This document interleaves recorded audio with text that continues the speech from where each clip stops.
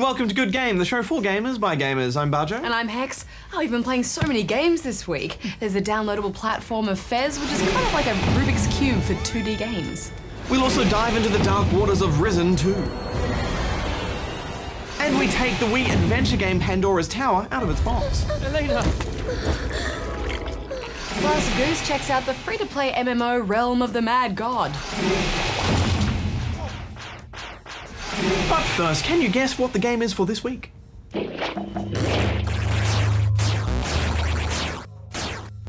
Time for the news, Bajo! Alright, I'm glad the stripy arms are back. Love the stripy arms. Give us a dance. Woo, stripy arms. Good game. Global Xbox 360 sales have dropped almost 50% year on year. 1.4 million consoles were sold in the first 3 months of 2012, compared to 2.7 million for the same period last year. This shouldn't be seen as game over for Xbox, though. Despite the steep decline, Xbox 360 console sales over the last year were ahead of both PS3 and Wii. And while Nintendo and Sony have recently revealed significant financial losses, Microsoft has remained profitable. Sequels for God of War and Crysis have both been announced early in response to leaks. Crysis 3 takes place in a run-down, overgrown New York City, with a hunting bow now being your primary weapon. The game was briefly listed on EA's digital distribution site Origin before being removed ahead of the full announcement a week later. God of War Ascension is to be a PS3 prequel that focuses on Kratos' early days, before he pledged himself to Ares and had his burning blades bound to his wrists. Various pieces of information on the prequel were leaked across PlayStation's social network and other websites ahead of the official announcement a few days later. Sci-fi author John Bythwanger is suing Ubisoft, claiming its Assassin's Creed games infringe on the copyright material in his 2003 novel Link. Have you ever seen this book? No. He's seeking up to $5 million in damages and an injunction preventing Assassin's Creed 3 from being released. The author claims that both his novel and the games contain a device for accessing ancestral memories and involve a struggle between good and evil.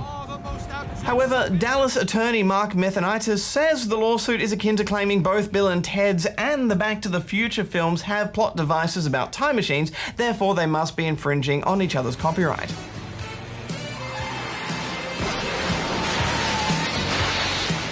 Crowdsourced funding for video game projects is gathering serious momentum. More than $10 million has recently been pledged to upcoming video games via Kickstarter, and now a new alternative, Gambitious, will go a step further and enable funders to become shareholders who will earn profits if the games are successful. Previously, funders have only been able to receive rewards like in-game statues for their donations. Good game. Anyone who grew up gaming in the 80s or 90s can't help but feel an intense, serene wave of joy as they step into the retro world of mystery and puzzles that is Fez.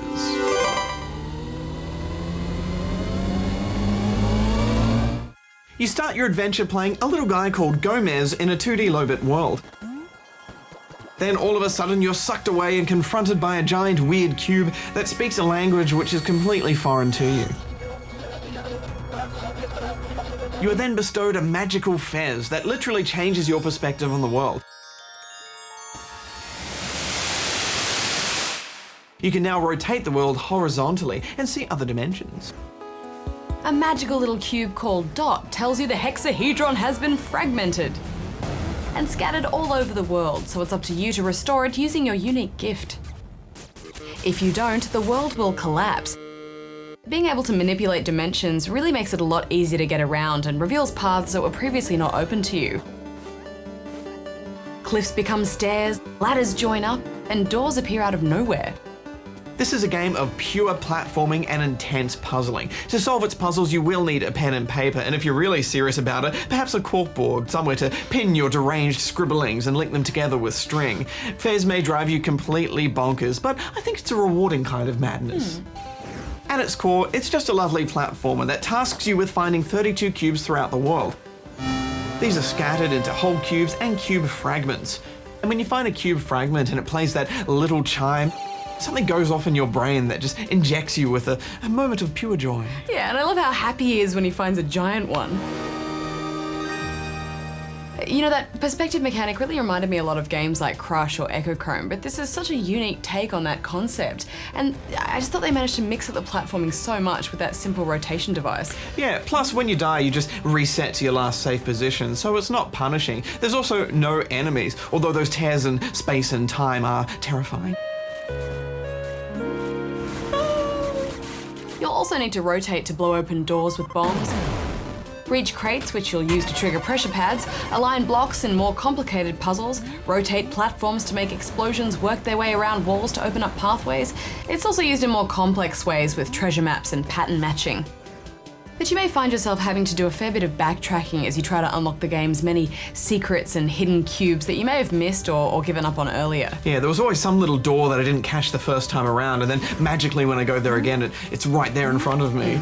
And that's core to this game, really. You'll start just ambling your way through, collecting the gold cubes, which are quite easy to find, and then suddenly you'll start to notice little puzzles here and there, and strange symbols, and things which provoke you into exploring further. And it's then that you start to realize there's a whole nother layer of depth to this game and its puzzles. A good example of a unique puzzle is this tuning fork. When you get close to it, your controller vibrates in a pattern on the left and right side. I didn't even know my controller could vibrate separately. And there are so many wonderful little ideas sprinkled throughout Fez. You don't always have what you need to solve a room or an area though, and that's my main criticism with this game. There's just nothing worse than not knowing if you can solve an area with what you have. And until you finish this game once and then begin a new game, you won't understand why that is, and even then it's not obvious. Yeah, but at least you can see if you've got all the gold cubes from a particular area by seeing that gold border around it on the map. And you don't need to solve every single puzzle to get to the end either. I don't think this is the sort of game you want to sit down and try and nut out in one session. It's better played over a period of time in short bursts. Yeah, I found it frustrating at times. You know, I wanted to find all of those cubes, and my desire to do that was really strong. But I wanted all of the anti-cubes too, and they were always hidden behind some obscure puzzle. I have to admit, it wasn't long before I went online with this. You know, I had to know. Are you saying that you used a walkthrough, Hex? For like 1 or 2 sections, yeah, I did. Yeah, I did too. Probably before you, I'd say. I just think that this is a game which has such a wonderful next layer of complexity to it that if you don't get a little hand now and then, you might not discover that. So I think a little bit of online help, if you get stuck, will actually make you enjoy this game a lot more. I did find the map interface a little bit confusing at times, but I think it just takes a bit of getting used to. Really, this is such a beautiful game and a cryptographer's dream. I'm sure there's so much we've yet to discover in future playthroughs. Yeah, and it's always interesting to see what the community does with a game like this that's chock full of riddles. And it just makes me happy sitting in this world. All the retro sounds and the art behind it. I'm giving it 8.5 out of 10 rubber chickens. Well, it's 8 from me. You just look so cute in that little hat. Speaking of hats,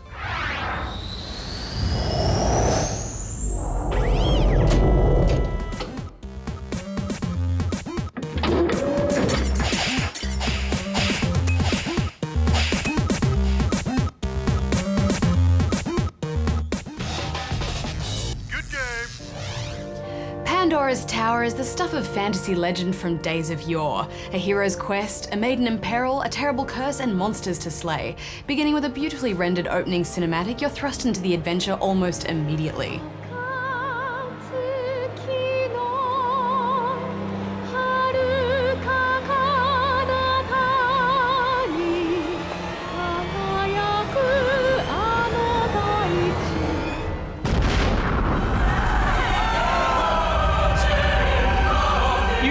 as Aaron, who on the day of the Harvest Festival rescues the beautiful singer Elena when she becomes cursed by a nasty beast. The curse is slowly transforming Elena into a horrible tentacle monster. The only way to keep the transformation at bay is to feed Elena pieces of monster flesh. And to get those, you're going to have to go out and hunt. The story is simple in premise, but I have to say it was definitely the most compelling part of the game. It really draws you in, and right off the bat, you really feel for Elena. The poor thing appears to be randomly targeted with this terrible curse, and then forced to eat slimy monster meat, which nearly makes her vom because she's a vegetarian. And it's just gross. Yeah, her life pretty much sucks right now. At least she's more interesting than the main protagonist, Aaron. He's a man of few words. Promise me, you'll be careful.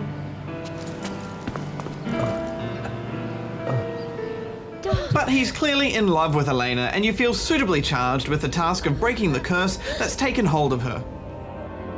Yes, and to do this you must travel to 13 different towers within an enormous castle and return with the flesh of 13 master beasts. And it's only once Elena has consumed this master beast flesh that the curse will be broken. I love the way they've set up this world and the lore, Barjo. It's awesome. Yeah, I love the dark themes and the mysterious locations. The concept of the towers resting in the center of this giant chasm, held together with enormous chains to prevent the chasm from widening, and it's these chains that Aaron runs down each time to get to the towers. It's wonderfully imaginative and just good fantasy. Your go-to guide for all things curse-breaking is a creepy old woman called Mavda. She appears out of nowhere and seems to know everything about how to break the curse and how you should go about doing it. I got a dodgy vibe the moment I saw her, Hex. If you don't eat it, your fate will be sealed. And there'll be no happy ending for you and young Aaron. But she is pretty helpful. Yeah, she's chatty and all, but more importantly, I feel like we need to address the issue of what the hell is that thing on her back? It's like this massive elephant in the room for the first 15 minutes of the game, and she's just talking to you, and you're talking to her, and it's like... She doesn't even know it's there. What is that? Just my friend. I thought the voice acting on the whole was pretty good, though. It's interesting the last few RPGs that we've played in the Wii, like The Last Story and Xenoblade Chronicles, have all chosen these British voice actors, and I quite like that. Is he awake? At last. Is this paradise? British accents always lend themselves towards fantasy settings, don't they? But we should talk about the gameplay. Okay, well, I'm just really torn on this one because I think this is one of those games you'll either really, really enjoy or really find tedious, and I unfortunately am in camp tedious because while I think the concept and the story is really well done, they've included this time limit system into the gameplay that means you have to make separate trips to each of the individual 13 towers. In each trip, you have to solve the puzzle of getting through the tower, finding and breaking the chains, blocking a big door at the end, and a boss fight with a master beast to get the flesh Elena needs, all within a time limit or Elena is transformed into the tentacle beast forever. This adds a sense of urgency that is quite stressful and not in a good way. Hex, I hate time limits. They belong in the 80s. And sometimes it happens right towards the end of a boss fight too. It's infuriating. If you notice your time running low, you can run back home to Elena and give her some regular monster flesh to tide her over. But it's so time consuming. I mean, if they'd just let you load from a checkpoint even halfway through the tower, it would have been far less punishing. Yeah, it does work in with the story though as a plot device. But while this countdown adds challenge and also really gets on your nerves, there are ways to have a sense of urgency or impending doom without having a physical time limit counting down, and many other games do this very well. The levels contain some puzzles, and you also have those chains to find and break, so there's a fair bit of time spent working out where you actually need to go. Yeah, plus every time you leave a room and go back into it, new enemies will spawn, and it all slows you down, and you'll find yourself running out of time. It's just not fun, is it? All that repetition and replaying, especially as the combat isn't that great, and the game doesn't look that great either. Yes, while those cutscenes look gorgeous, the actual gameplay graphics are pretty poor, even for the Wii. The level design of each tower varies very little, and I got the sense that I was just playing through the same drab rooms over and over again, with a few minor additions each time. Combat centers around timed use of your sword attack, blocking, and using a long chain, which is the most fun and interesting part of a fight. You can wrap the chain around an enemy while you hold the other end and yank it out, use the whole thing to bind an enemy while you hack at it with a sword, or tie the enemy to something else. I like tying two enemies to each other or using the chain to pull a weapon out of an enemy's hand. The main purpose of the chain is to pull the flesh from stunned enemies and save it and take it back to Elena for a not-so-tasty curse-breaking treat. Yeah, even though the chain is a cool concept, the combat is still pretty repetitive and boring on the whole, especially in boss fights. They're long and monotonous, and it often involves repeating the same action over and over until you manage to wear down its enormous health bar. Yeah, they were a bit of a grind, so when you make that kill finally, it just feels unsatisfying. But I did love the story. It's simple and well done, and that built a connection between me and the characters too. It's just a shame everything else is a bit of a letdown. Quite a sight, is it not? It's just that time limit. I hated it. It's not how I like to game in an RPG. But, I know there are some gamers out there that will really enjoy that, extra stress placed on them and really try and best the beast on their second playthrough a tower. But for me, there was no part of this game that I really enjoyed enough to want to play twice. So I'm giving it 5 out of 10 rubber chickens. I'm giving it 5.5. Right, now we thought it was about time that Goose went on the hunt for some gaming of the free variety. Thanks, guys. Well, I thought I'd check out Realm of the Mad God, which is calling itself the first fantasy co-op MMO shooter. And now that I'm here in my comfortable home, apparently, I thought I'd have a look.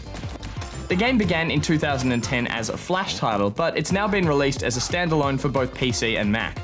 You've been transported to the realm of the mad god Oryx, a randomly generated land populated by his many minions, and you'll have to slay enough of these monsters to gain entrance to the mad god's castle and defeat him. Not an easy task. Playing more like a twin-stick shooter than a traditional MMO, Realm of the Mad God contains all the usual RPG elements like loot and XP, but combines them with the pacing of something more like a bullet hell shooter.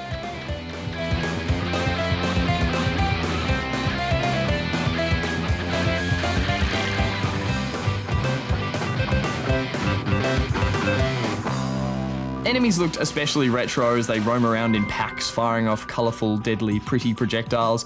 It looks more reminiscent of something like an arcade game. You can also shift this isometric view around, which has a neat little 3D effect, and the whole thing runs smoothly, even on a really basic rig. When you start the game out, you'll just have one class to pick from, the Wizard. From here, you're guided through a brief and humorous tutorial before being thrust into the Nexus Hub, a crowded safe zone where you're able to talk and trade with other players. Having so many players crammed into such a small place can make talking and trading with other players quite tricky.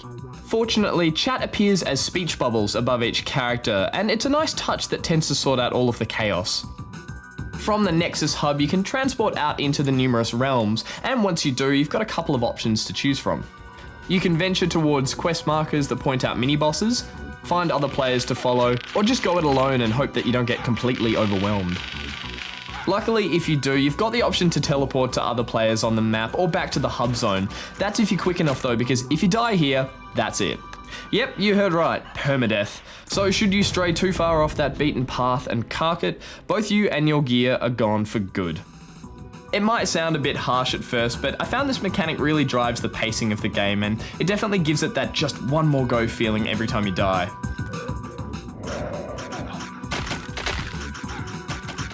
With 13 classes in total, it's hard to resist trying them all out at least once, especially as each class has its own unique skill like a powerful attack or a group perk, and this leads to more traditional MMO class tactics like using tanks, healers, and damage dealers.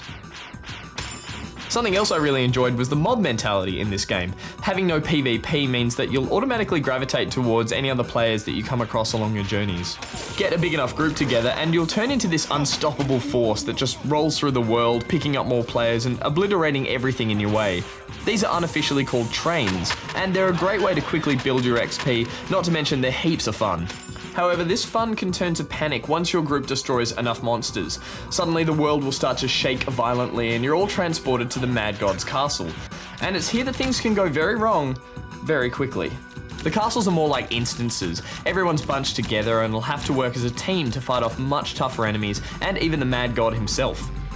Teamwork with a large group of random people can be pretty tricky to pull off. Most of the time I was left just watching as our whole team got obliterated. The more I played Realm of the Mad God, the harder I found it was to walk away from, and I think this is because of how well it breaks down all those elements of an MMO into a really easy to digest concept. Honestly, I'm surprised at how engrossing this all became. If you've never played an MMO before because it all looks like a bit too much work, then Realm of the Mad God is a really enjoyable way to see what all the fuss is about without that steep learning curve or that nasty price tag. Good game. Thanks, Goose. Isn't it funny how Goose's house looks just like an ABC office? Yeah, totally sus. Barto, do you remember a few weeks ago you were telling me that you were all zombied and ninja'd out and you're hoping for a game with some pirates in it? Yar. Yar!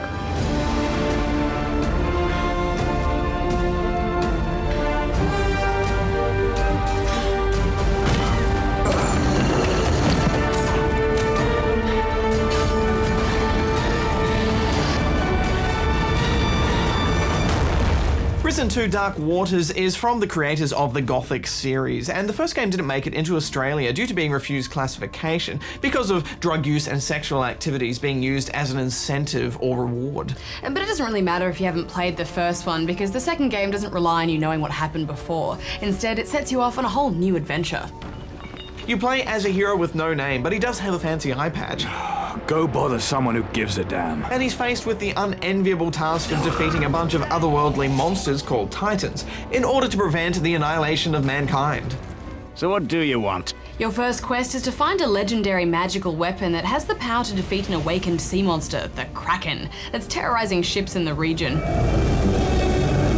I love a good Kraken hex. Yes, but Badge, dare I say, giant squid. It's all a bit Pirates of the Caribbean, the RPG, isn't it? What have you got for me? Yes, it's voodoo, supernatural, and pirates all smushed together, plus big scary crabs. Ugh, they're gross. Playing a pirate-themed RPG is quite refreshing though, isn't it? Yes, it makes a nice change from the normal fantasy-based stuff. Yeah, no gothic architecture, it's a tropical setting.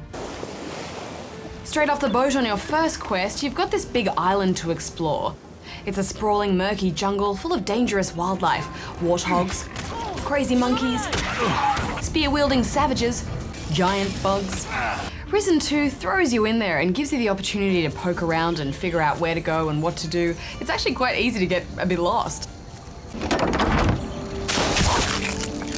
Yeah, and the environments, they're so organic and it all feels quite mysterious. The locations are the strongest part of this game, and you can fast travel too if you get a map from someone like the governor. I did like how you have to get some better clothes though before you're allowed to see him. Yeah. I need to talk to Di Fuego. You'll have to put on some proper clothes if you want to see the governor. Yeah, that was a nice first objective, wasn't it? Straight away you realise that this isn't going to be a predictable set of quests. And I always appreciate when an RPG, properly reflects in-game all the gear that you equip to your character. And when you finally get your hands on a proper pirate hat, it just makes you feel all the more authentically piratey. Yar! Yar! Yeah, and it's a good thing too, because you're surrounded by some seriously salty sea dogs. Nice cannons you've got here. Piss off out of it. I'm busy. I'm doing it. Like fuck you are. I'll handle this. Leave it out. I'll fucking do it. Like fuck. Can we finish this later? As you wander about the place, you can collect a variety of plants, hack at the odd vein of gold, and even learn some crafting skills.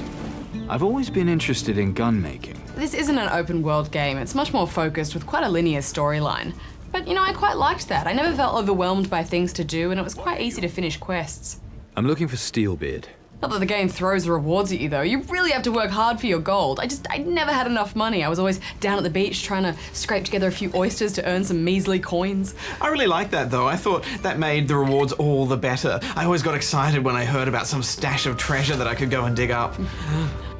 Let's see what we've got here. And when you plunder its contents, it's a true reward because you finally have enough cash to go and pay a trainer to learn a new talent or buy some better gear. I think there's always a fine line when stuff is too expensive, but I thought they did a pretty good job with it here. I know, I just hate being poor though. I mean, it's not just about the gear, there's just so many skills and talents to purchase. Gold makes me happy. You can ask a tough guy to teach you better combat moves, You need to fight with bulls. or get a dodgy character to teach you something a little bit more underhanded. I bet you could teach me some really dirty moves. Then there are also talents to charm or intimidate in conversations. There's lots of options to, really carve out your character, which I thought was great. Although I found it really annoying that, you had to work so hard for some of those more advanced combat skills though. Yeah, when you first start out and you're just whacking people with a cutlass, it feels pretty bad and spammy. When you finally learn how to kick an enemy back or perform a powerful strike, it does start to improve. I did like that you could equip a pistol when you're offhand for a bit of an Indiana Jones moment. Overall, I thought the combat was pretty clunky. It's a bit better with a gamepad though. The dirty tricks were a nice idea though, I thought. Throwing a coconut to try and knock someone out or chucking sand or salt in their face. They've tried to do something a bit different here and, I liked that. I think the main problem is the stiff control of your character. It just doesn't lend itself to fluid action. Yeah, I can put up with a lot in a game if that combat is fluid and enjoyable, but it just wasn't here. Enemies can get some cheap hits in too, especially when you can't recover to block. There's also a kind of magic system in Risen 2, the power of voodoo. I am daughter of the chieftain and a voodoo witch, so be careful. Ah, okay. I'm just a pirate. You need to learn this from the natives deep in the jungle, where you'll be taught skills like building voodoo dolls that allow you to temporarily possess other characters. It's great being able to troll other NPCs to solve puzzles. This brave pirate killed Crow. I mean to shower him in gold. Are you sure that's wise? Yeah, that was a clever idea. I also enjoyed unlocking the monkey training. Having that little guy to play around with was just wonderful. Sneaky. Go on, little guy, get the loot for Papa. You see, that's a good example of how this game's offered some quite original little ideas. You can tell they've had a lot of fun with the pirate theme, and I think my favourite part of this game is just the design of those quests. Everything ties in really cleverly together, and the islands are self-contained enough that you can clear everything in your logbook before moving on. I still thought some of those quest strains weren't explained enough. For example, I almost gave up on the game at one point because I thought it had bugged out, but I'd simply accidentally sold something I needed for a quest. It's a pet hate of mine. Quest list inventory. Barjo, I think while this game wants to be a AAA title, it's not the most stable engine, is it? I mean, it's the kind of game that looks really beautiful one minute and then glaringly low budget the next. There are some flickering textures, and that jumping animation, he looks like he's skipping or something. Yeah, you'll probably rack up a few glitches in your first few hours. Go now, or there will be trouble. And I love how casual they are here. Alcazar sentenced me to patrol the perimeter. Bastard said it would be good for me. A nice juicy steak, that'd be good for me. Has anything been happening? All quiet, no Moluccas, no pirates, well, except you. I also thought the AI was just too inconsistent, but I did like the way they react when you snoop about the place. Thieving bastard, think I'm... They're instantly onto you, but then there are other times when you sneak up on them and you skewer them with your sword, Keep that thing away from... but then they're only just offended and they get back up. There's no reason why I should talk to you. Take care. There's some serious logic missing, I think. Yeah, I mean, I think it just goes back to what we were saying before about the game being a bit patchy in places. This game reminded me a lot of Witcher 2, but obviously it's not up to that level of awesomeness. No, definitely not. I kind of want it to be, though. Oh, me too. It does do a good job of immersing you in the world. I mean, there are some really lovely moments. Those tropical thunderstorms were beautiful, or seeing a ship anchored offshore in a gorgeous sunset. It's a fun world to explore. That lad of yours needs to swear the oath if he wants to come along. Why just him? I could swear too. Over my dead body, girl. Don't tempt me, old man. I enjoyed the witty repartee between the characters, and I really enjoyed being a part of this pirate adventure, maybe a little bit more than you did, Barjo. Yes. Enough talk. Kill him. Katayopi. What's that mean? It means first we kill the idiot who doesn't speak our language. Come on then. But we should wrap this up. I think this is probably the best pirate game I've played in quite a while, but it does have many problems, so I'm giving it 6.5 out of 10 rubber chickens. I'm giving it 7.5. The commandant's right-hand man. He's just a protector. But Sebastiano thinks the sun shines out of his backside. And that's bad. It is. And he cuts your rations in half. Good game. So, did you guess the game for this week? It was Nebulous, a Commodore 64 platformer starring Pogo, the jumping frog. Having a game where the background moved rather than the character was a unique twist at the time. Next week on the show, we'll run riot through the infested streets of Prototype 2. My name is Sergeant James Helen.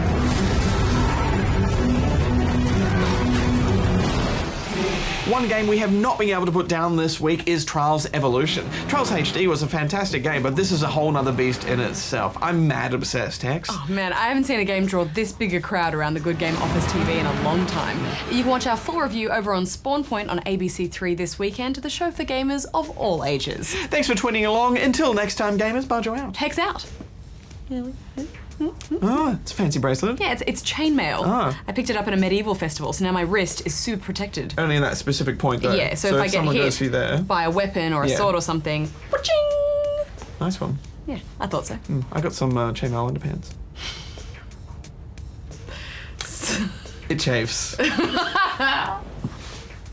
But I'm protected, and that's the most important thing. In case I get stabbed in the nuts.